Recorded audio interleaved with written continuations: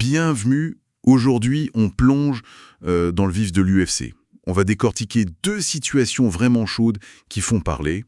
D'abord, un possible combat pour le titre poids lourd, Cyril Gane contre Tom Aspinall. Oui, et puis le choix assez audacieux d'Islam Makhachev qui monte de catégorie. Exactement. On va essayer d'aller un peu plus loin que les gros titres, en se basant sur ce que disent les camps eux-mêmes, les entraîneurs notamment. Tout à fait. On a d'un côté ce tweet de Fernand Lopez, l'entraîneur de Gane, un peu énigmatique, mais qui en dit long, je pense. Et de l'autre, toute l'analyse stratégie derrière la décision de Makhachev d'affronter Jack Della Maddalena, alors que, beaucoup attendaient plutôt un combat contre Topuria. C'est ça. On va essayer de comprendre un peu les calculs derrière tout ça. Voilà. Commençons par les poids lourds, si tu veux bien. Cyril Gane. Bon, il est toujours numéro 1, malgré ses 2 échecs pour la ceinture incontestée, contre Ngannou et puis John Jones. Oui, sa position au sommet, elle n'est pas vraiment contestée, mais c'est vrai que l'attente commence à se faire sentir pour le revoir combattre pour ce titre. Et c'est là que Fernand Lopez, son coach, a un peu secoué les choses sur X, l'ancien Twitter. Ah oui, avec cette vidéo. Oui, il a partagé une vieille vidéo où on voit Aspinall, très respectueux envers Gane, lui demandant même des conseils. C'est vrai. Mais c'est pas tant la vidéo elle-même qui est intéressante. Non, ce sont les hashtags, c'est ça. Exactement. Il a mis hashtag #endnew et puis hashtag Gane Aspinall bientôt. Voilà. Hashtag #new, ça, dans le jargon, ça veut dire nouveau champion. Difficile d'être plus clair sur l'ambition, non? Carrément. C'est une déclaration forte. Alors, est-ce que c'est juste pour faire parler ou est-ce qu'il y a vraiment quelque chose derrière? Moi, je penche pour la deuxième option.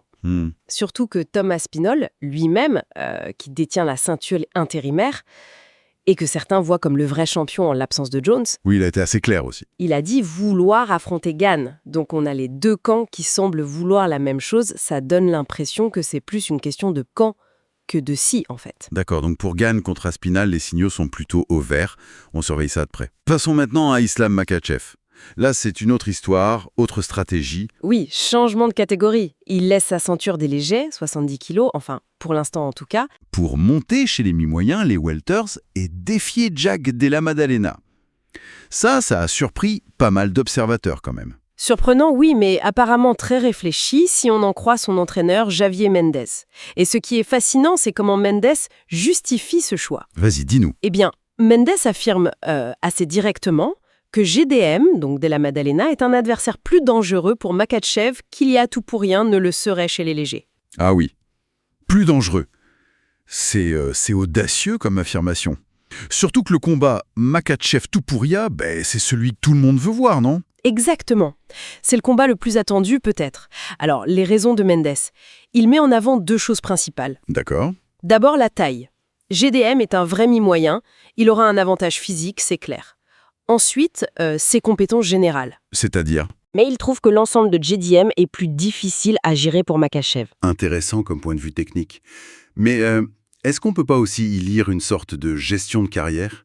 Peut-être éviter la pression énorme, le narratif autour de Topuria? C'est une lecture possible, oui.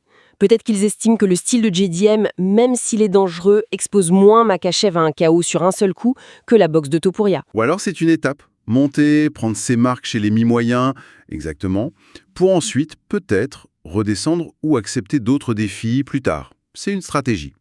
Et pendant ce temps, évidemment, Topuria, lui, il affiche ses ambitions. Il veut le titre des légers, il rêve même de devenir triple champion, même si, c'est pas pour tout de suite, clairement. Mais pour l'instant, donc, l'objectif affiché du camp Makhachev, c'est Della Maddalena. C'est ça. Ok.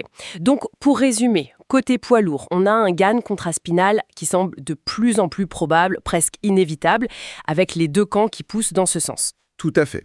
Et côté Makhachev, un choix stratégique fort, monter de catégorie pour affronter JDM. Un choix justifié techniquement par le coach, mais qui laisse un peu les fans sur leur faim concernant le duel avec Topuria. Exactement. Et ça soulève des questions intéressantes sur la manière dont les combattants de ce niveau gèrent leur carrière, non? Ah ben oui. Comment ils jonglent entre le risque, la récompense, l'héritage qu'ils veulent laisser, et puis la pression des fans aussi. C'est un équilibre super complexe. Et l'avis de l'entraîneur, son analyse technique face à ce que réclame le public, quelle importance ça a vraiment dans la décision finale? C'est toute la question. Un combat, c'est pas juste choisir un adversaire, c'est aussi envoyer un message, gérer son timing, construire sa légende. Et ces choix, forcément, ils ont un impact sur les plans de tous les autres combattants de la division. C'est un vrai jeu d'échecs, en fait, fascinant à suivre.